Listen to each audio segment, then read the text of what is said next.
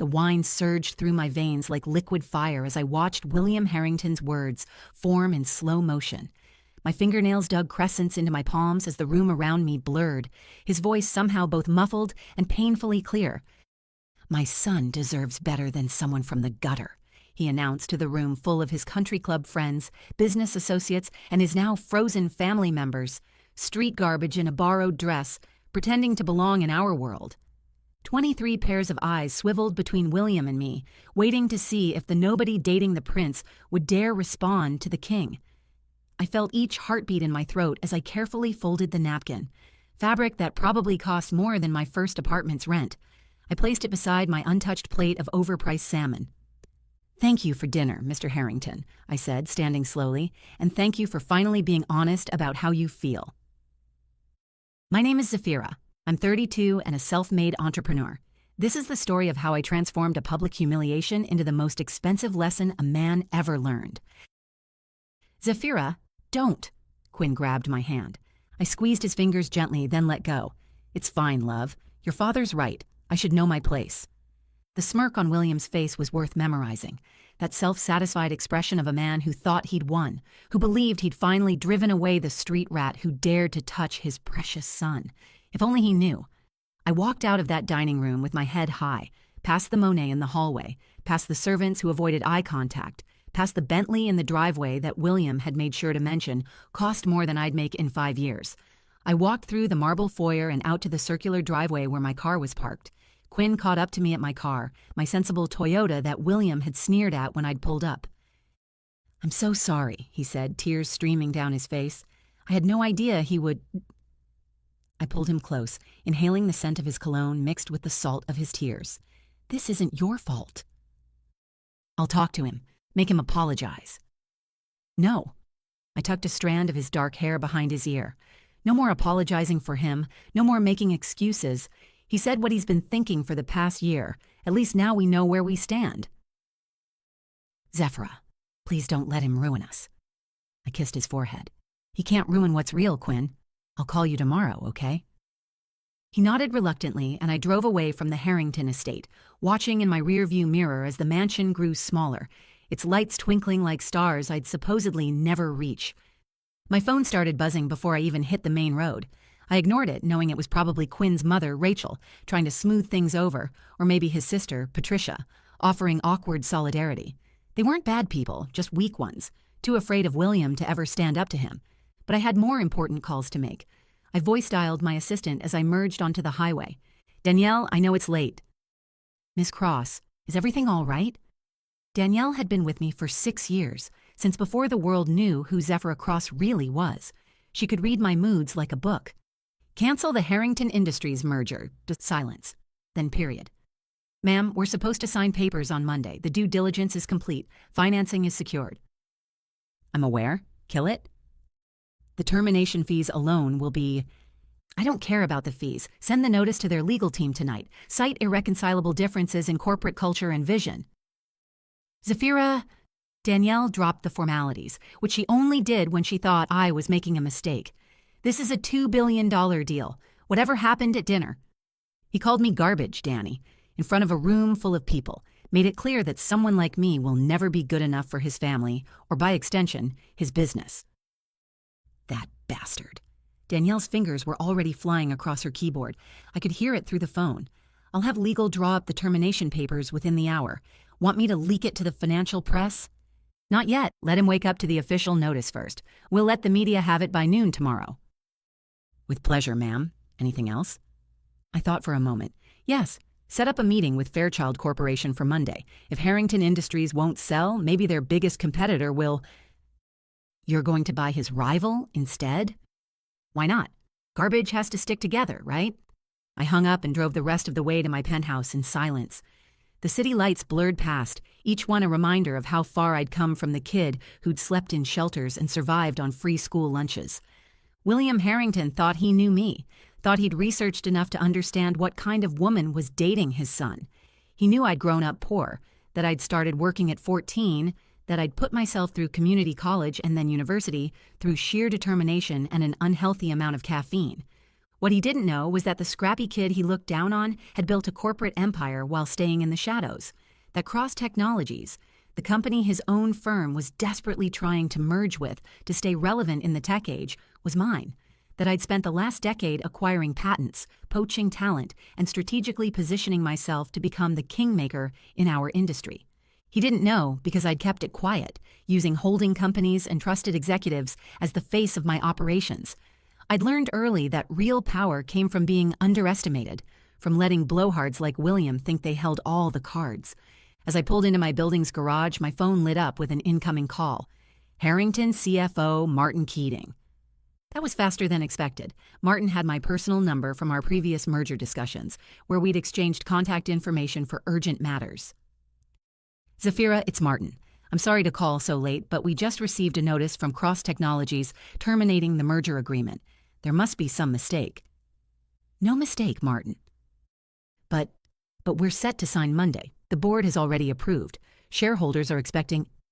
Then the board should have thought about that before their CEO publicly humiliated me at dinner tonight. Silence. Then quietly. Period. What did William do? Ask him yourself. I'm sure he'll give you his version. Good night, Martin. I hung up and headed to my penthouse, pouring myself a scotch and settling onto the balcony to watch the city sleep. Somewhere out there, William Harrington was about to have his evening ruined. I wondered if he'd make the connection immediately or if it would take him a while to realize that the garbage he dismissed controlled the one thing his company needed to survive the next fiscal year. My phone buzzed. Quinn calling. I let it go to voicemail, not trusting myself to separate my anger at his father from my love for him. He didn't deserve to be caught in the crossfire. But some battles couldn't be avoided. By morning, my phone had logged 47 missed calls. William had tried reaching me 6 times himself, which must have been killing him.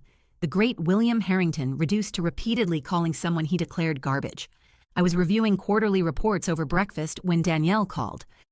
The financial press got wind of the terminated merger. Bloomberg wants a statement. Tell them Cross Technologies has decided to explore other opportunities that better align with our values and vision for the future. Vague and devastating. I love it. She paused. Also, William Harrington is in the lobby. I nearly spit out my coffee. He's here? Showed up 20 minutes ago. Security won't let him up without your approval, but he's making quite a scene. Should I have him removed? No. I set down my mug, thinking. Send him up, but make him wait in the conference room for, let's say, 30 minutes. I'm finishing breakfast. You're evil. I'll prep conference room C, the one with the uncomfortable chairs. 45 minutes later, I walked into the conference room to find William Harrington looking significantly less imposing than he had the night before. His usually perfect hair was disheveled, his tailored suit rumpled. The man who'd lorded over dinner like a king now looked like what he was, a desperate CEO watching his company's future evaporate. Zafira, he stood when I entered, and I could see how much it cost him. Thank you for seeing me. I sat down without offering him a handshake. You have 5 minutes. He swallowed his pride like broken glass. I apologized for last night. My words were inappropriate. Inappropriate? I laughed. You called me garbage in front of your entire social circle. You humiliated me in your own home at your own table, while I was there as your guest and your son's girlfriend. I was drunk. No, I cut him off. You were honest. Drunk words, sober thoughts. You thought I was beneath you from the moment Quinn introduced us. Last night, you just finally said it out loud. William's jaw tightened. Even now, even desperate, he couldn't fully hide his disdain. What do you want? An apology? You have it. A public statement? I'll make one. Just, the merger needs to happen. You know it does. Why? Excuse me? Why does it need to happen? Explain to me why I should do business with someone who fundamentally disrespects me. William's face flushed. Because it's business. It's not personal. Everything is personal when you make it personal. I stood up. You researched me, right? Dug into my background, found out about the foster homes, the free lunch programs, the night shifts at warehouses to pay for textbooks. He nodded reluctantly. But you stopped there. You saw where I came from and assumed that defined me. You never looked at where I was going. I walked to the window, gesturing at the city below. Do you know why Cross Technologies is successful, William? Because you have good products. Because I remember being hungry. Because I remember being dismissed, overlooked, underestimated. Every person we hire, every deal we make, every product we develop, I ask myself if we're creating opportunity or just protecting privilege. I turned back to him. Your company represents everything I built mine to fight against. Old money protecting old ideas, keeping the door closed to anyone who didn't inherit their seat at the table. That's not, isn't it? Name one person on your board who didn't go to an Ivy League school. One executive who grew up below the poverty line. One senior manager who had to work 3 jobs to put themselves through community college. His silence was answer enough. The merger is dead, William. Not because you insulted me, but because you showed me who you really are. And more importantly, you showed me who your company really is. This will destroy us, he said quietly. Without this merger, Harrington Industries won't survive the next 2 years. Then maybe it shouldn't. I headed for the door. Maybe it's time for the old guard to make way for companies that judge people by their potential, not their pedigree. Wait. He stood up so fast his chair tipped over. What about Quinn? You're going to destroy his father's company, his inheritance.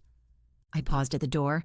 Quinn is brilliant, talented, and capable. He doesn't need to inherit success. He can build his own.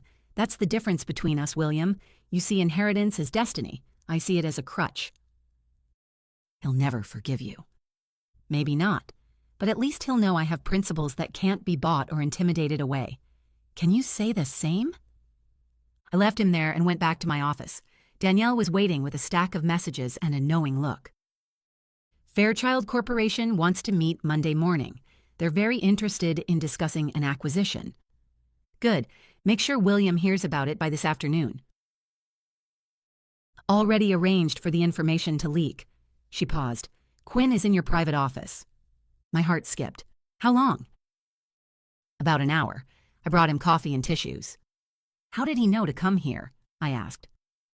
He called the office main line asking for you. When I told him you were in a meeting with his father, he asked if he could wait for you.